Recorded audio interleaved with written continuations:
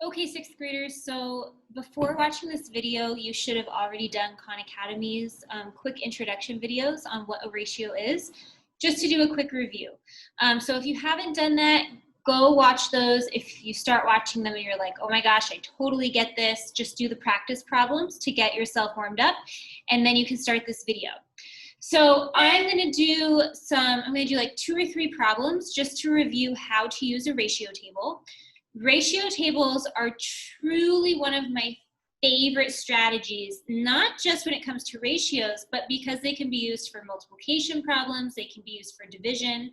Really because a ratio is a relationship between 2 problems, multiplication and division are relationships between amounts as well. So that's why it works for all of them. So as a review, like I just said, a ratio is a relationship or a connection between 2 quantities or amounts, right? And when we write ratios, we use this colon, which is our mathematical symbol, for a ratio, and then we are putting our amounts on either side that we are comparing. So for example, if I wanted to do apples in boxes at the farmer's market, I can either write my ratio as apples to boxes, or I can write my ratio as boxes to apples. And while they're going to have the same numbers, the ratios are themselves different. So let's say that I have 12 apples for every 1 box. And I would say that my ratio of apples to boxes is 12 to 1.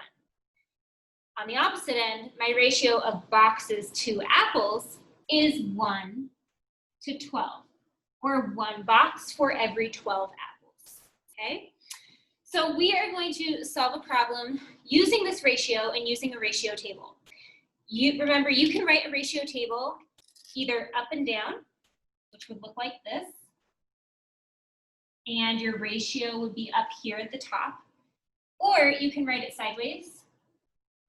It goes longer that way, and your ratio would be on the side. I personally prefer the sideways one, but it's up to you, whichever you do. No matter which one you do though, my main rule is, oh man, there's a spider over there. My main rule is that I always label my ratio table. So I'm gonna use this one, and I'm gonna make the top apples and the bottom of my ratio table boxes.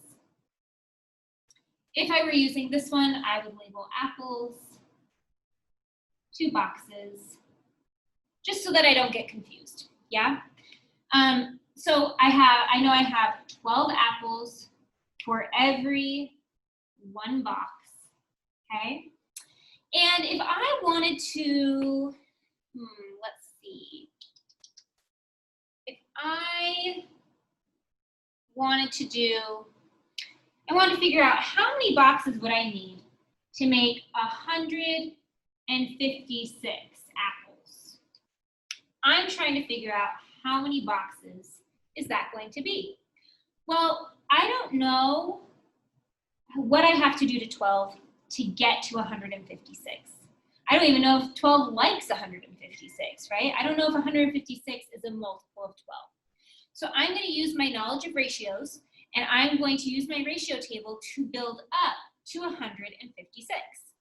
So when I look at my ratio of 12 to 1, it's always going to stay constant, right? I know that if I multiply 12 by 10, then I will get to, I'll get to 120. So that's getting closer, right? And I know that if I were to multiply my apples by 10, I also have to do that to my boxes because my ratio is staying constant. So I'm going to multiply this by 10, and I'm going to get to 10 boxes. So I know that if there are 120 apples, I will have 10 boxes. Ooh, I see something. If I'm at 120, I only need 36 more, and I know that 12 likes 36. So I'm going to multiply 12 by 3 to get to 36. You don't have to draw all these lines. I'm really just drawing them for you. If they confuse you, don't do them. I know if I have to multiply 12 by 3 to get to 36, then I also have to multiply 1 by 3 to get to 36. Oh, not 36. 1 by 3 to get 3. And so right now I see that 120 and 36, that makes 156. And therefore my 10 boxes and my 3 boxes would be put together to make 13 boxes. And that's how my ratio of 12 to 1 stays constant. 156 divided by 13 would get me to a 12 to 1 ratio still. Okay, whatever happens to the top of our ratio table still has to happen to the bottom, right? If I were to do that over here, it would look exactly the same. It would just be working down. So 12 to 1.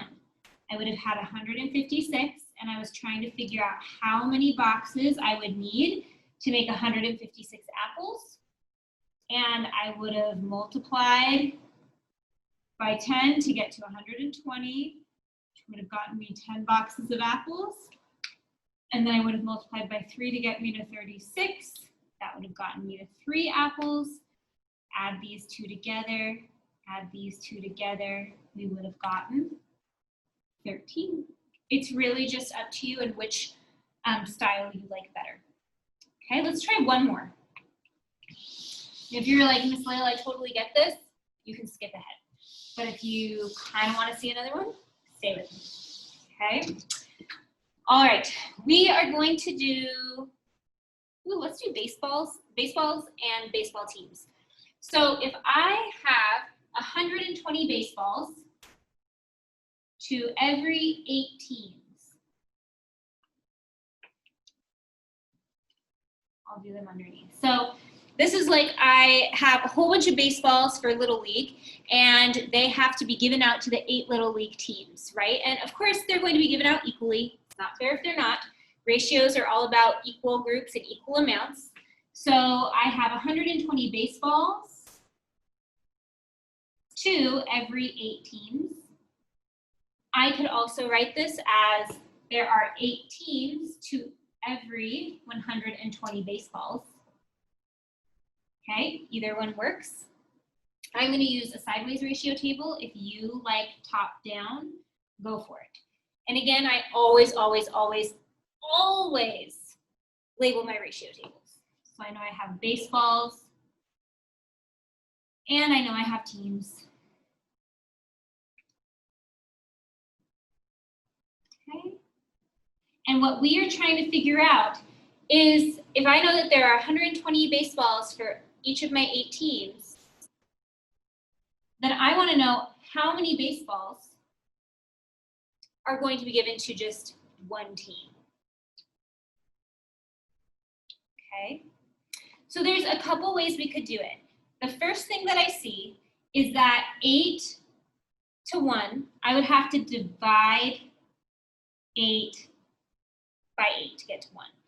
I don't quickly know off the top of my head what 120 divided by 8 is though. So I'm going to kind of mess with this a different way. I'm going to use some other strategies. So the first thing that I notice is that 8 is super easy to cut in half. I'm going to try to get down to 1 without dividing by 8 right away. So I think first I'm going to just divide by 2. And that would get me to 4 teams. And if I divide my teams in half, I would have to divide my baseballs in half. And 120 cut in half would be 60. So now I know that there are 60 baseballs to every 4 teams. I can cut 4 in half. And I can get to 2. And that means I have to cut 60 in half to get to 30. Oh my gosh, so close. And then I can divide 2 by 2, cut that in half, divide 30 in half to get to 15. And there's my 1. So there's 1 team, and that is equal to 15 baseballs. Okay? So in your ratio tables, they're really fun. You can jump around. I don't have to go straight from 8 to 1. I can go 8 to 4 to 2 to 1. Okay? You're using your relationship, this first relationship, to jump around and get to your desired place, whether it's your baseballs or your teams, okay? Your job right now is to go to your, the next section, and there are 3 problems. You're gonna choose 2. If you wanna do all 3, you can, but you just need to choose 2 to solve, take pictures of them. I'd like you to use ratio tables so that you practice them. And once you've taken pictures of your 2 problems, you can turn in this assignment.